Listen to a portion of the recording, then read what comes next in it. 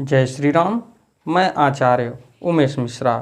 अब मैं आपको फिर प्रभु श्री राम के रामचरित मानस यानी बालकांड में ले चलता हूँ, जिनको सुनने और पढ़ने मात्र से ही आपका कल्याण हो जाएगा। उससे पहले मैं पिछली वीडियो में बाल और सुग्रीव के बारे में कुछ रोचक घटनाओं के बारे में बताया था, लेकिन अब मैं फिर पुनः आपको बाल की कुछ जीवनी के बारे में विस्तृत रूप से बताना चाहता हूँ और बाल की अंतिम जीवन लीला के साथ पूरी बालिका कथा खत्म हो जाएगा। उसके बाद मैं आपको हनुमान, सुग्रीव, अंगद इत्यादि के बारे में ले चलूँगा। लेकिन आइए आज बाल के बारे में फिर शुरू करते हैं। अगर देखा जाए तो बाली ने कई बड़े बड़े योद्धाओं को हराया, परंतु हनुमान जी से क्यों हारे? बाली और हनुमान जी का युद्ध कैसे हुआ? तो आइए चलते हैं, थोड़ी थोड़ी बातों को लेके आपको बता रहे हैं कि हिंदू धर्म और ग्रंथ पुराणों के अनुसार आपने ऐसे बहुत सारे योद्धा के वाक्य सुने होंगे, परंतु आज की इस लेख के माध्यम से हम आपको एक ऐसे योद्धा के बारे में बतलाने का जा रहे हैं जिसका संबंध प्रभु श्री राम भक्त हनुमान जी से है। हनुमान जी अगर इस युद्ध में 100वां भाग बल में से अपने 10वां भाग शक्ति का प्रयोग ना करते तो इस पूरी सृष्टि के साथ किष्किंधा पुरी के सम्राट बाली का अंत निश्चित ही था। अगर देखा जाए तो हिंदू धर्म सबसे प्राचीन काल से चला आ रहा है और यह बात आज सबको ज्ञात है कि पूरे भारतवर्ष भर में ऐसे बहुत सारे आपको अवशेष देखने को मिलेंगे जिसके माध्यम से आज हम सहज ही अनुमान लगा सकते हैं कि सनातन धर्म कितना महान, पुराना और सबसे अच्छा था। और इसका सबसे प्रखर प्रमाण हम आपको रामायण और महाभारत में मिल सकता है और इन्हीं में से एक कथा भी मिलती है, हनुमान जी और बाली का युद्ध। तो चलिए आप भी जानिए विस्तार से इस युद्ध की कथा के बारे में और क्या है इसके पीछे की कहानी। तो आइए चलते हैं आपको किष्किंधा नगरी में लेके। किष्किंधापुरी के राजा बाली और उसके भाई सुग्रीव के बारे में आप सब जानते ही होंगे और दोनों ही परमपिता ब्रह्मा जी के मानस पुत्र भी थे। बाली सुग्रीव का भाई था, अप्सरा तारा का पति भी था, अंगद बाली का पुत्र था, देवराज इंद्र का धर्मपुत्र भी था और अत्यंत शक्तिशाली होने के कारण बाली के सन्मुख जो भी कोई लड़ने आता तो उसकी आधी शक्ति बाली में समाहित हो जाती थी और इसके कारण बाली से लड़ने वाला व्यक्ति हीन होकर मारा जाता था। अगर देखा जाए तो बाली अपने तप के बल पर परमपिता ब्रह्मा से वरदान लिया तो परमपिता ब्रह्मा से बोला कि परमपिता ब्रह्मा हमें ऐसा वरदान दीजिए कि जो भी हमसे युद्ध करने आए उसकी आधी शक्ति हमारे में समाहित हो जाए। तत्पश्चात ब्रह्मा जी ने वरदान तो दिया, लेकिन वरदान देने के पश्चात एक नियम भी लगाया कि वो आदमी का आधी शक्ति तभी आपके अंदर या बाली के अंदर आएगी जब आँखों में आँखें मिलाएंगे बाली, उस अपने योद्धा के आँखों में आँखें मिलाएंगे तभी आधी शक्ति उस योद्धा की बाली के अंदर आएगी, अन्यथा नहीं आएगी। अगर युद्ध करते समय बाली की आँखों में आँखें न मिलाए और अपना योद्धा अपना आँखें चुराए रहे और सामने सामना न हो तो आधी शक्ति उसके अंदर प्रवेश नहीं होगी।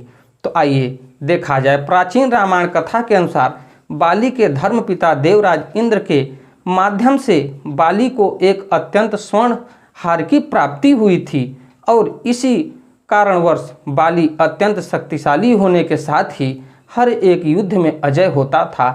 क्या था बाली के शक्ति का राज? परमपिता ब्रह्मा जी ने इस हार को मंत्रोच्चारण करके बाली को वरदान के स्वरूप में दे दिया था। यह स्वर्ण हार को पहनने के पश्चात बाली जिस भी किसी से युद्ध करता था शत्रु सामना करते हुए तो शत्रु की आधी शक्ति बाली को प्राप्त होती थी और इस कारणवश बाली हर युद्ध में अजय रहता था। आगे चल के देखा जाए तो बाली के सामने कई योद्धा हार का सामना करना पड़ता था। बाली की इस अद्भुत शक्ति के कारण बाली ने कई योद्धाओं को हराया था, बड़े बड़े योद्धाओं को हार का सामना करना पड़ा था। तत्पश्चात 1000 हाथियों का बल रखने वाले राक्षस दुंदुभि नाम के असुर का भी वध बाली ने ही किया था। बाली से बदला लेने गए दुंदुभि के भाई ने बाली को ललकारा तो बाली ने उस मायावी को भी एक गुफा के अंदर मार दिया। तत्पश्चात रावण जैसे योद्धा ने भी बाली से युद्ध करने की ठान ली, परंतु बाली ने रावण को अपनी कांख में दबाकर 6 महीने तक घुमाया। तत्पश्चात रावण को हार मानकर बाली से मित्रता करनी पड़ी। उसके बाद देखा जाए तो श्री राम बाली के सामने क्यों नहीं आए। एक समय की बात है जब बाली और मायावी राक्षस के बीच युद्ध के पश्चात सुग्रीव ने समझा कि बाली की मृत्यु हो गई है तो सुग्रीव को राजा घोषित किया गया। तत्पश्चात अचानक से बाली के वापस राजभवन में आने से बाली के मन में कुछ संशय उत्पन्न हुआ तो सुग्रीव पर गदा से प्रहार किया और सुग्रीव को किष्किंधापुर छोड़कर के जाना पड़ा। तत्पश्चात सुग्रीव ने अपनी पीड़ा हनुमान जी को सुनाई और हनुमान जी ने सुग्रीव को प्रभु श्री राम जी से मिलवाया और सुग्रीव ने प्रभु श्री राम जी को बाली की अद्भुत छीनने वाली शक्ति के बारे में भी बताया। राम भी बाली के सामने नहीं आए। तत्पश्चात प्रभु श्री राम जी ने ऐसी योजना बनाई कि बाली के सन्मुख न आते हुए प्रभु श्री राम जी ने बाली का वध किया। उस समय बाली और सुग्रीव के बीच मल्ल युद्ध चल रहा था। अगर देखा जाए तो बाली और हनुमान जी से जब सामना हुआ तो हनुमान जी और बाली के बीच एक प्रसंग हमको देखने को मिलता है। कई बड़े योद्धाओं को पराजित करने के पश्चात बाली को यहाँ घमंड हुआ था कि पूरे विश्व भर में उसे कोई भी हरा नहीं सकता और यहाँ तक कि कोई उसका सामना तक नहीं कर सकता। उस समय बाली अपनी ताकत के नशे में चूर होके चिल्लाता हुआ जंगल के वन में पहुँचा और वहाँ के लोगों को धमकाने लगा कि कोई है जो बाली के सामने युद्ध कर सके। किसी ने अपनी माँ का दूध नहीं पिया है तो बाली के सामने द्वंद्व युद्ध करे। उसी वन में प्रभु श्री राम भक्त हनुमान जी भी थे। श्री राम जय जय राम नाम का जप कर रहे थे। हनुमान जी उसी वन में तपस्या कर रहे थे और बाली के इस प्रकार के बार बार चिल्लाने के कारण हनुमान जी की तपस्या में विघ्न पड़ने लगा। तत्पश्चात हनुमान जी ने बाली को समझाया, हे बानर राज, आप अति बलशाली हो और आपको कोई भी हरा नहीं सकता, इसके कोई भी संदेह नहीं है, परंतु आप इस प्रकार से चिल्ला क्यों रहे हैं। तो हनुमान जी ने इस प्रकार से समझाने पर बाली अचानक से भड़क गया और हनुमान जी को भी चुनौती देने लगा और यहाँ तक कि जिस व्यक्ति की तू भक्ति करता है मैं उन्हें भी पराजित कर सकता हूँ, यानी प्रभु श्री राम को। हनुमान जी प्रभु श्री राम जी के भक्त हैं और ऐसे में उनके आराध्य प्रभु श्री राम जी का मजाक उड़ाता देख हनुमान जी को क्रोध आ गया और स्वाभाविक था। तत्पश्चात हनुमान जी ने राम नाम का जप करते हुए बाली की चुनौती स्वीकार कर ली। तत्पश्चात तय हुआ कि दोनों के बीच प्रातःकाल सूर्योदय होते ही द्वंद्व युद्ध का दंगल होगा। उसके पश्चात देखा जाए तो प्रातःकाल सूर्योदय होने के पश्चात हनुमान जी तैयार होकर के दंगल के लिए प्रस्थान कर ही रहे थे, परंतु अचानक परमपिता ब्रह्मा जी हनुमान जी के समक्ष प्रकट हुए और हनुमान जी से आग्रह किया कि आप बाली की चुनौती स्वीकार ना करें और युद्ध के अखाड़े में ना जाएं। तत्पश्चात हनुमान जी ने ब्रह्मा जी से कहा कि यदि बाली ने मेरे बारे में कहा होता तो एक समय पर मैं उसे क्षमा कर सकता था, परंतु बाली ने मेरे आराध्य प्रभु श्री राम जी के बारे में कहा और चुनौती दी है जिसे मैं सहन नहीं कर सकता। ऐसे में बाली की चुनौती को अस्वीकार करता हूँ तो पूरी दुनिया मेरे बारे में क्या समझेगी और इसलिए बाली का सामना करना परम आवश्यक है। हनुमान जी की बात सुनकर ब्रह्मा जी ने कहा, ठीक है, यदि आप दंगल के अखाड़े में प्रस्थान कर ही रहे हैं तो आप अपनी शक्ति का 10वां हिस्सा ही लेकर प्रस्थान करें और शेष अपनी शक्ति का 90% हिस्सा अपने आराध्य प्रभु श्री राम जी के चरणों में समर्पित करें और दंगल से आने के पश्चात अपनी शक्ति को पुनः ग्रहण कर लें। हनुमान जी ने ब्रह्मा जी का मान रखते हुए अपनी शक्ति का 10वां हिस्सा ही लेकर बाली के दंगल में प्रस्थान कर गए। हनुमान जी ने जैसे ही दंगल के अखाड़े में अपना पांव रखा, तत्पश्चात ब्रह्मा जी के वरदान के अनुसार हनुमान जी की आधी शक्ति बाली के शरीर में समाहित हो गई। हनुमान जी की आधी शक्ति बाली में समाहित होने के कारण बाली को आधा बल का सैलाब उमड़ने जैसा लगा और साथ ही अपने शरीर में अथाह शक्ति का एहसास भी होने लगा, जैसे कि मानो शरीर में शक्ति का समंदर तूफान मच रहा हो। और यहाँ तक कि कुछ समय पश्चात बाली को लगने लगा कि उसके शरीर के प्रत्येक अंग फट रहे हैं और शरीर के प्रत्येक भाग से खून निकलने की। बाली इस पीड़ा को देखकर अचानक ही ब्रह्मा जी वहाँ पर प्रकट हुए और ब्रह्मा जी ने बाली से कहा कि अगर तुम अपने आप को जीवित रखना चाहते हो तो अभी तत्काल ही हनुमान जी के सामने से कोसों दूर भाग जाओ और यही तुम्हारे लिए लाभकारी होगा, अन्यथा तुम्हारा पूरा शरीर फट जाएगा। उस समय बाली कुछ समझ नहीं पा रहा था, परंतु परमपिता ब्रह्मा जी का इस प्रकार प्रकट होना बाली को लगा कि कुछ तो गड़बड़ अवश्य है और ब्रह्मा जी की बात मानते हुए बाली वहाँ से तुरंत ही कोसों दूर भाग गया। कोसों दूर भागने के पश्चात बाली को थोड़ा विराम मिला और शरीर सामान्य होने के कुछ ही समय पश्चात परमपिता ब्रह्मा जी बाली के समक्ष प्रकट हुए। तब ब्रह्मा जी ने बाली को समझाया कि तुम अपने आप को दुनिया का सर्वश्रेष्ठ योद्धा और सर्वशक्तिमान समझ रहे थे, परंतु तुम्हारा शरीर हनुमान जी के शक्ति का एक छोटा सा हिस्सा भी संभाल नहीं पाया। और ब्रह्मा जी ने बाली को यह भी बताया कि हनुमान जी अपनी शक्ति का केवल 10वां हिस्सा ही तुमसे लड़ने दंगल के अखाड़े में आए थे। और विचार करो कि हनुमान जी की अपनी संपूर्ण शक्ति लेकर तुमसे लड़ने आते तो तुम्हारा क्या होता। उसके पश्चात परमपिता ब्रह्मा जी की यह बात जानकर बाली को अपनी भूल का एहसास हुआ।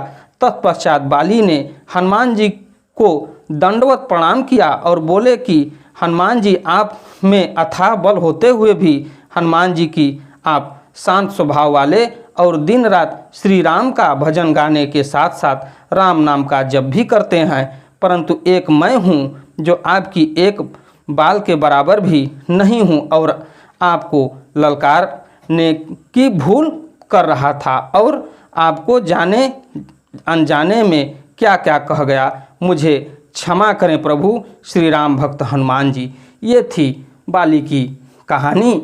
आगे मैं कुछ और रोचक कहानियों के बारे में आपको बताऊंगा।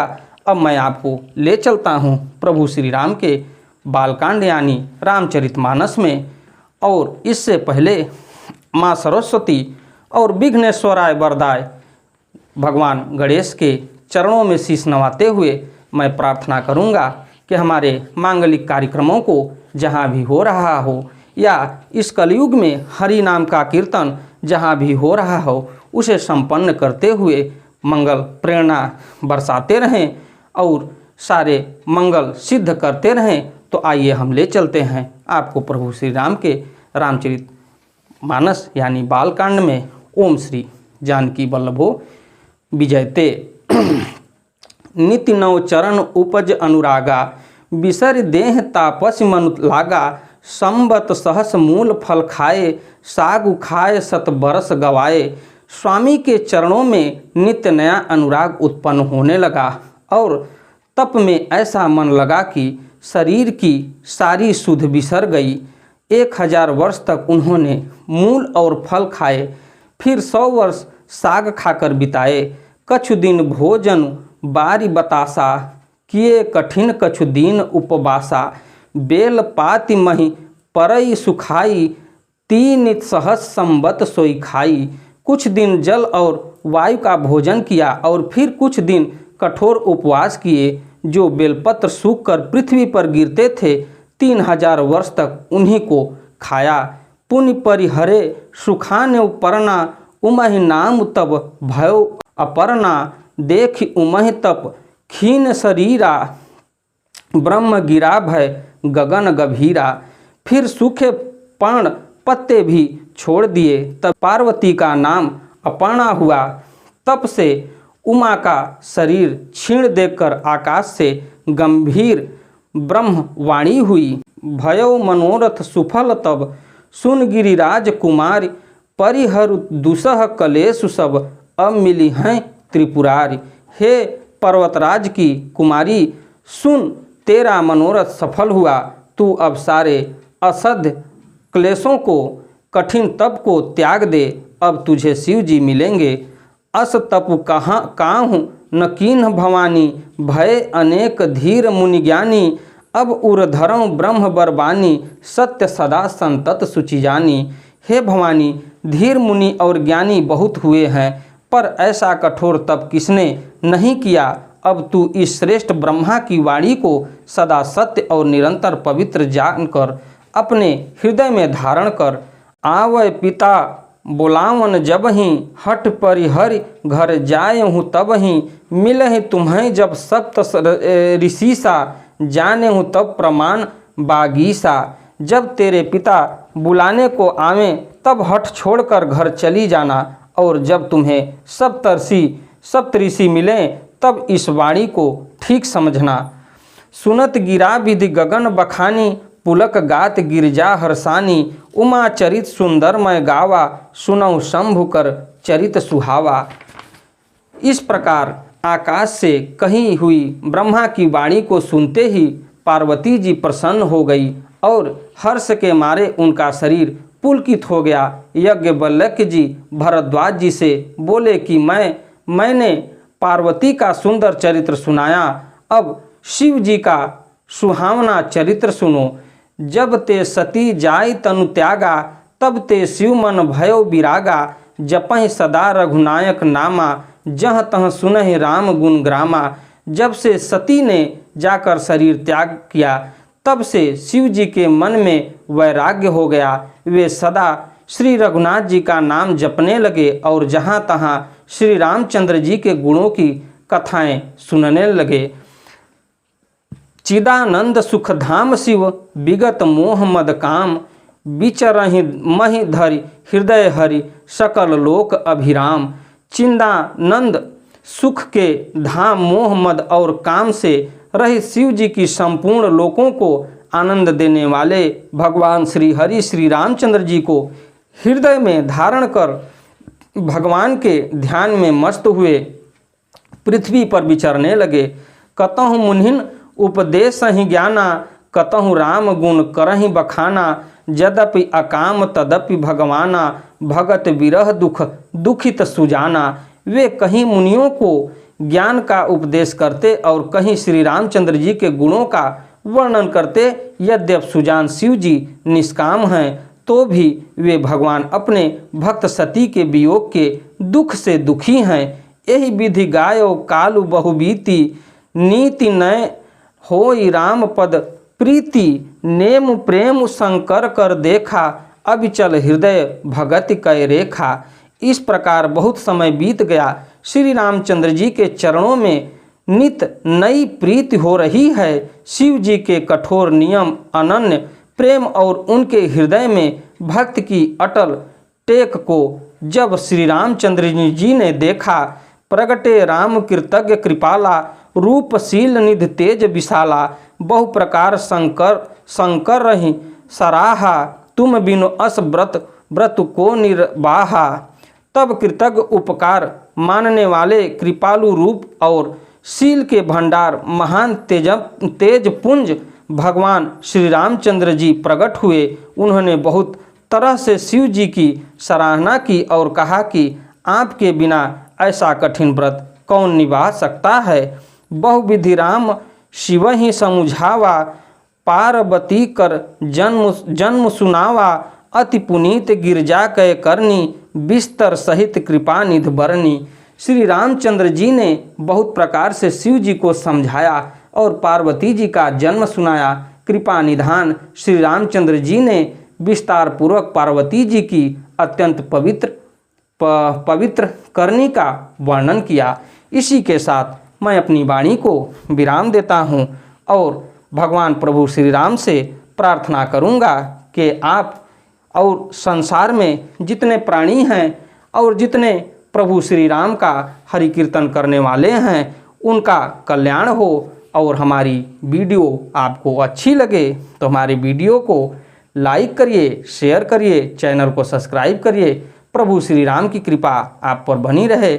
आपका एक एक दिन मंगलमय हो। अगली वीडियो में फिर मिलता हूँ एक रोचक कहानी को लेके।